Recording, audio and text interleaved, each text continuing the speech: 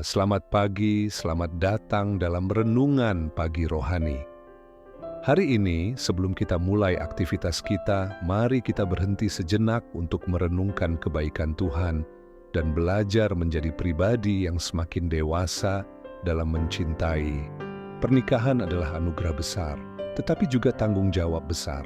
Ia bukan sekadar tempat menemukan kebahagiaan, tetapi tempat membangun kebahagiaan bersama. Dan pagi ini, kita mau belajar tentang cinta yang bertahan, bukan hanya cinta yang dimulai. Mari kita awali renungan kita ini dengan doa. Mari kita berdoa. Tuhan, terima kasih untuk pagi yang baru, untuk hidup, kesehatan, dan kesempatan untuk bertumbuh. Bentuk kami menjadi pribadi yang semakin serupa dengan Engkau dalam hal mengasihi.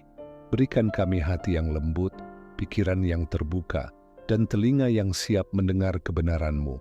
Berkati renungan ini, supaya menjadi kekuatan, penghiburan, dan pengajaran bagi setiap yang mendengarkan.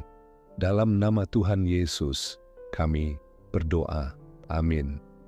Sekarang, mari kita membuka hati kita untuk firman Tuhan yang menjadi dasar renungan pagi ini. Saya bacakan dari Efesus 4 ayat 2-3. Hendaklah kamu selalu rendah hati, lemah lembut dan sabar. Tunjukkanlah kasih-Mu dalam saling membantu. Dan berusahalah memelihara kesatuan roh oleh ikatan damai sejahtera. Demikian sabda Tuhan. Firman Tuhan ini mengajarkan bahwa hubungan yang bertahan, termasuk pernikahan, dibangun dari kerendahan hati, kelembutan, kesabaran, dan usaha menjaga kesatuan. Bapak Ibu terkasih, banyak pasangan masuk pernikahan dengan harapan dipenuhi, bukan dengan hati yang siap membangun. Namun, firman Tuhan memanggil kita untuk rendah hati, sabar, lemah lembut, bukan karena pasangan kita sempurna, tetapi karena kita sedang diproses menjadi pribadi yang lebih matang. Pernikahan bukan panggung untuk menunjukkan siapa yang benar, tetapi tempat untuk belajar saling memahami. Ketika kita melihat pernikahan sebagai sekolah karakter, bukan sebagai beban, kita akan hidup dengan lebih banyak syukur daripada keluhan. Cinta sejati memilih untuk bertahan, bukan hanya merasa nyaman. Perasaan cinta itu indah, tetapi perasaan selalu berubah. Ada hari penuh sukacita, tetapi juga ada hari penuh tekanan. Namun, pernikahan kuat bukan karena emosinya stabil, tetapi karena komitmen yang kokoh. Komitmen berkata, "Aku memilihmu hari ini, besok, dan seterusnya, meskipun tidak selalu mudah." Komitmen bukan penjara, tetapi fondasi untuk membangun masa depan bersama. Kesatuan tidak jatuh dari langit, kesatuan diusahakan. Firman Tuhan berkata, "Berusahalah memelihara kesatuan roh." Ini artinya kesatuan butuh usaha, bukan sekadar niat baik.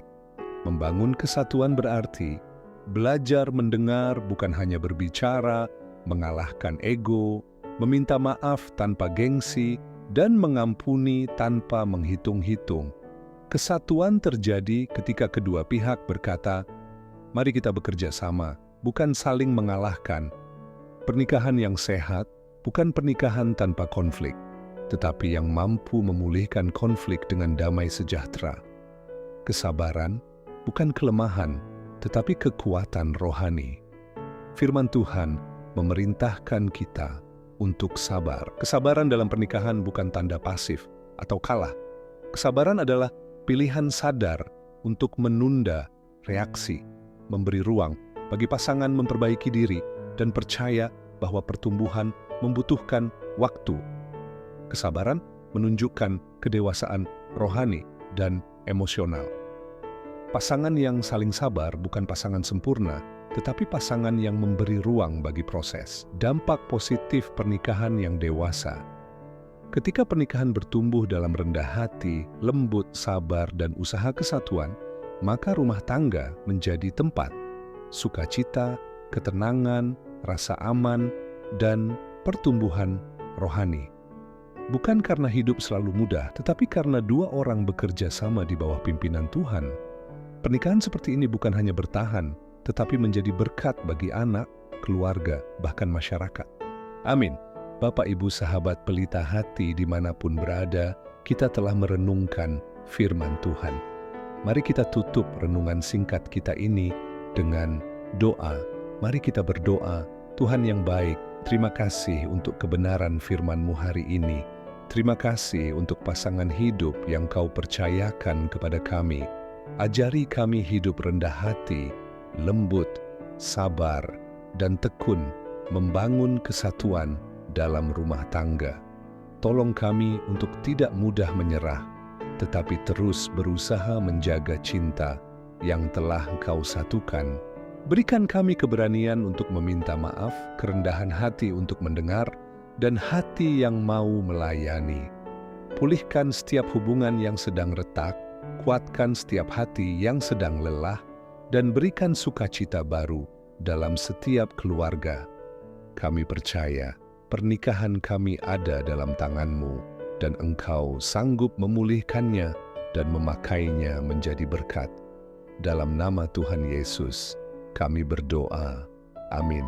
Mari kita satukan doa kita dengan doa yang telah Yesus ajarkan kepada kita. Bapa kami yang di sorga, dikuduskanlah nama-Mu, datanglah kerajaan-Mu, jadilah kehendak-Mu di bumi, seperti di sorga. Berikanlah kami pada hari ini makanan kami yang secukupnya, dan ampunilah kami akan kesalahan kami, seperti kami juga mengampuni orang yang bersalah kepada kami. Dan janganlah membawa kami ke dalam pencobaan, tetapi lepaskanlah kami daripada yang jahat, karena Engkaulah yang empunya kerajaan dan kuasa dan kemuliaan sampai selama-lamanya. Amin. Sahabat-sahabat yang dikasihi Tuhan, jika renungan ini memberkati hidupmu, jangan simpan untuk diri sendiri. Bagikan kepada pasanganmu, keluargamu, atau temanmu yang sedang berjuang dalam pernikahan. Mari kita menjadi generasi yang membangun, bukan meruntuhkan, yang memperjuangkan, bukan menyerah. Jangan lupa like, subscribe, dan aktifkan lonceng notifikasi agar kamu tidak ketinggalan renungan-renungan berikutnya. Tuhan memberkati. Selamat menjalani hari dengan sukacita dan kasih yang bertahan. Shalom.